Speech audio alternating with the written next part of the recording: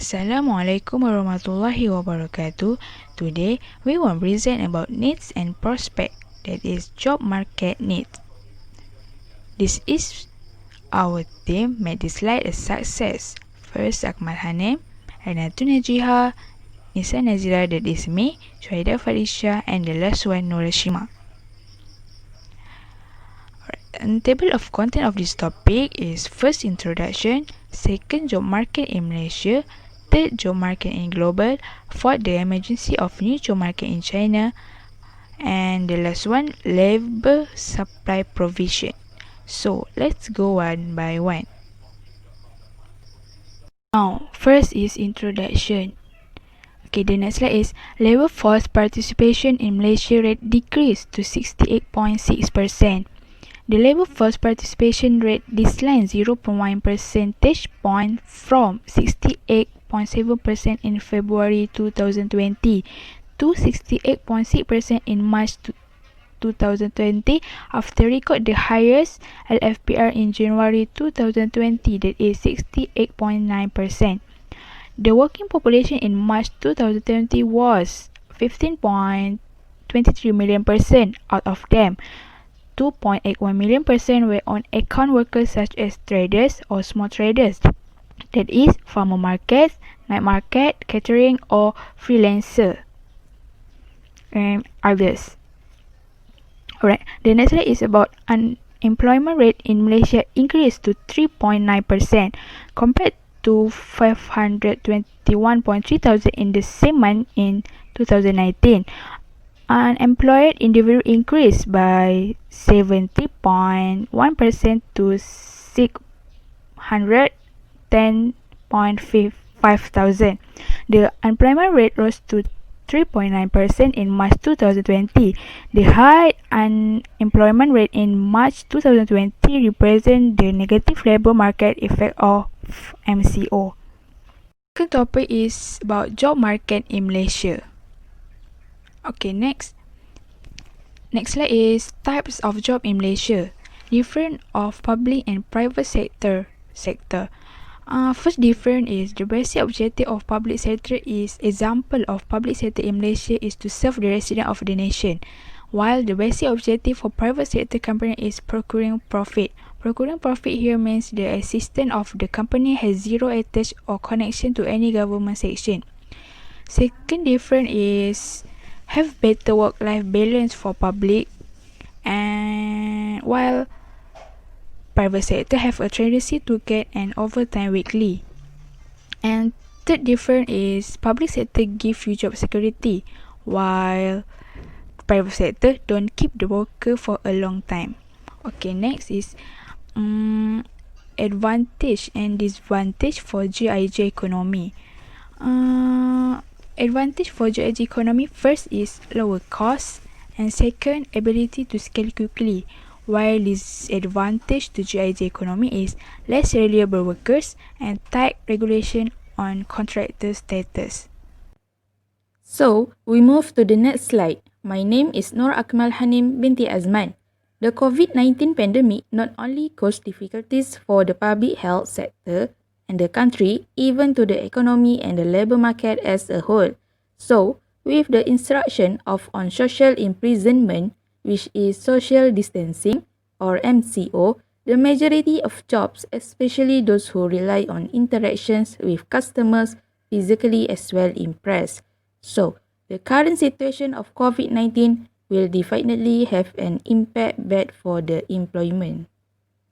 The impact of employment in Malaysia during COVID-19, which is employees in the services sector, particularly food and beverage services, recorded the highest percentage of job losses, which is 35.4%, followed by agriculture sector 21.9% and the construction sector 11.8%.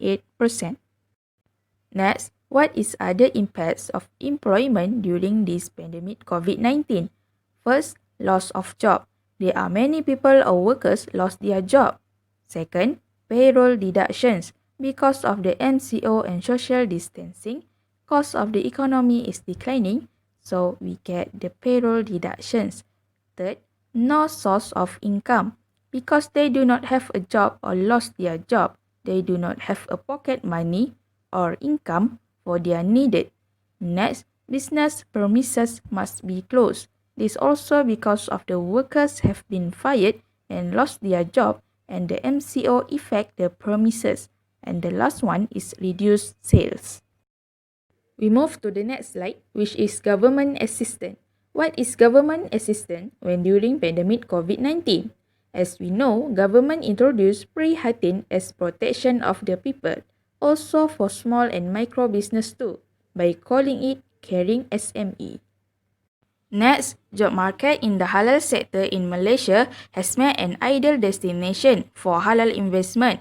Halal Hub in Malaysia provide a world-class infrastructure, skilled manpower and facilities to the investor to access to halal ingredient to attractive incentive from the government, so that halal sector give opportunities and benefit to new market growth in the Asia region. Assalamualaikum and hi, my name is NURASHIMAH. Okay, we move on to the new chapter, which is halal job market in the world. So here is the first slide for this chapter. As you can see here is the figure of the population Muslim in the world. The world Muslim population is projected to rise by around 35% in the next 20 years, increasing from 1.6 billion in 2010 to 2.2 billion by 2030. The global Muslim population is expected to grow at a faster rate than the non-Muslim population. Okay, this slide contains a figure about global Islamic economy. It is estimated that the global halal industry is worth around USD 2.3 trillion, exclude Islamic finance. The industry is worth about USD 560 billion a year, rising at an expected annual rate of 20%. The 1.8 billion Muslim global halal market has now expanded beyond the food sector to include pharmaceuticals, cosmetics, health products, and others. Okay, the next subtopic is about international event. HDC has been set up as a catalyst for the development of a halal hub for both the ASEAN region and the global market. Various programs have been promoted by HDC to enhance competitiveness among the companies involved. For example, HDC initiated the World Halal Week Conference in Kuala Lumpur in April 2014 in an attempt to promote the halal product. The event was well funded by both local and international cooperations, showing that the HDC project was well supported. This international event is being organized jointly with the Ministries of Foreign Affairs such as Korea, Japan, China, Hong Kong, Taiwan and Dubai. This event is discussing the proposal on joint venture to increase the centers of manufacturing and delivery of effective supply chain for halal market. Okay, here are the example of posters international event that held in Malaysia for every year. So, do you think why halal food become demanding? First, the increasing number of Muslim communities in Malaysia and around the world. In addition, public awareness on halal food is another factor that increases the demand for halal food. This is because halal food is not only telling people that the food can or cannot be consumed, but more importantly, they are the benchmark for quality, hygiene, health and safety of the food. The existence of numerous studies on halal food quality is also a factor in the rising demand for halal food. People trust the organizations that carry out surveillance on the research as well as in the production of halal food. Why do you think halal hub is essential? Because building a global halal hub can be an important economic strategy to take advantage of the benefits of a lucrative market that is expected to continue to expand. So the next question, how to establish an effective global halal hub? First, through media. This media can transfer useful information by focusing on a wide range of topics about halal, training and advertisements. Second, R&D. Today, halal is required for and governs a wide range of products in the marketplace. So, research and development is one of the important factors in the future of the halal market trend.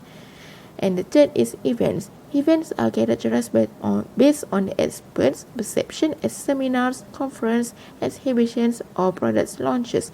These halal events produce a range of benefits of the host country. My name is AINATUL NAJIHAH binti ROSDI and I will continue with the same subtopic.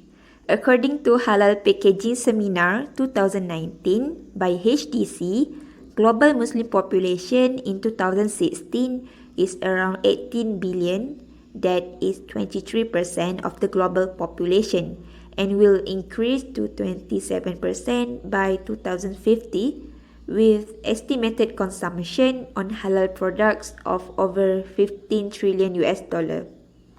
Thus, there are huge opportunities in halal market globally, where in Southeast Asia there are 230 million Muslim population. It has a future demand strong as the halal awareness are increasing, which trade halal product, especially food and meat, increase exponentially. Meanwhile, there are 30 million Muslim population in China, where in the long term, halal food sales is expected to boost as the communities in China are growing. Next, Europe has high purchasing power when non-Muslim Dutch consumers has total demand on halal food is estimated 3 billion US dollar annually. The halal food developed is more on halal meat, as the meat consumed by Muslim in France is high. Then Gulf Cooperation Council countries, GCC, that consists of UAE, Saudi Arabia, Qatar, Oman, Kuwait and Bahrain, has a huge total imports of halal meat into their country. This is a global demand and supply mismatch. There are huge demand for halal products on 2016 and probably increasing more nowadays. We can see that Australia has higher total exports with estimated 13 billion, and then followed by Malaysia, Thailand, Brazil and Singapore. Thus, this enhanced job market on halal product as a main exporter to the worldwide. These are the countries that moving fast in capturing opportunities offered by halal industry. Each country has their own vision in halal. As example, Australia is the largest supplier of halal beef to Middle Eastern countries.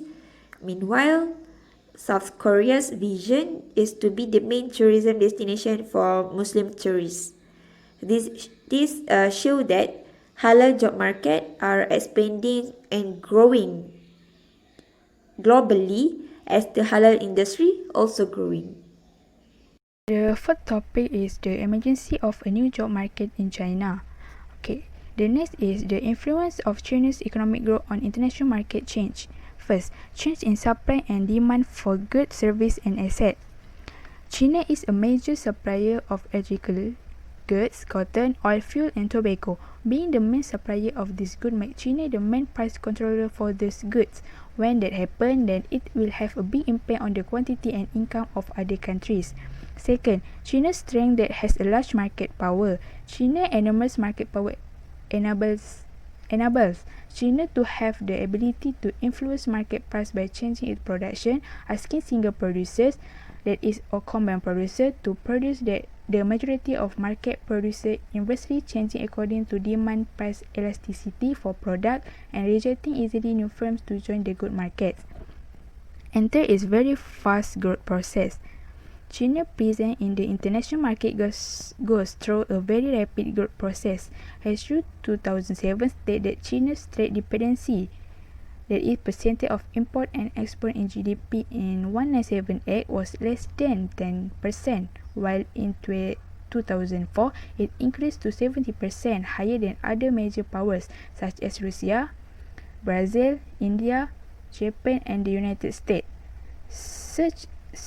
Such circumstances indicate that China is heading toward domination of international export-import trade, and it is not impossible that the economy figures that China will be the largest economic hub in the world by 2018. The next slide is about among the reasons of the progress in China. First, the policy of government carried out. The Chinese government is focused on economic development and fully committed to achieving the vision of developed countries. This matter began as a result of authoritative rule to ensure that its people were able to follow the wishes of the government, starting from the revolutionary Deng Xiaoping. Second, the wisdom of the people and the government in saving. They are able to rise on the basis of the pursuit of simplicity. China adopted the concept of collecting workers' salaries at the National Bank for National Development Funds. Do not be surprised if 85% of China Development Fund come from those funds. Third, China emphasis on microeconomic resources. They have always been consistent in making their country a world trade center with the existence of a duty-free zone. Without waiting long, China can become a major power in the business world. And fourth is appropriate infrastructure development. Not to forget that development of suitable infrastructure to conduct business is an attraction for investors to invest money here and further enhance the status of China. So, it is not surprising that China is able to become the world's new hegemony in the field of economic. They are able to create a duty-free zone along with comfortable business zone. They are also willing to give investors the opportunity to invest there. Okay, my name is FARISHA BINTI SULAIMAN. I will explain about labor supply provision. Now, we will talk about the program provided by the government to help the community in getting jobs. First program is called Graduated Career Accelerated Program or GCAP. This program is a 6-week training program sponsored by the government. The Graduate Career Accelerated Program, which aims to improve the employability of unemployed graduates, is a skills upgrading training program designed to transform graduates into highly employable executives for the service industry. GCAP is sponsored by Talent Corp of the Prime Minister's Office, managed by my partner Sunjan Berhad, and designed and delivered by Skicom Education Group. The training is instant, experiential, and interactive, which is intended to first develop the hallmark of an attractive hire and prepare the unemployed graduates. The modules are focused to equip the graduates with the fundamental skills and technique of communicating in a business and service environment. Okay, next program is Kementerian Pengajian Tinggi Career Advancement Program or Penjana KPT CAP. Penjana KPT CAP is a government initiative in addressing the challenge and marketability of graduates and reducing unemployment due to COVID-19. KPT CAP program was designed according to the needs and requirements set by company hiring these graduates. It includes 3 sub-programs which are job matching and placement, keusahawanan, and gig economy. Target participants for this program are those who graduate in 2019 who have not worked or have graduated in 2020. Okay, the last program is Professional Training and Education for Growing Entrepreneur or Protege. This program launched on 28 January 2019. It is a rebranding of the SLIM program.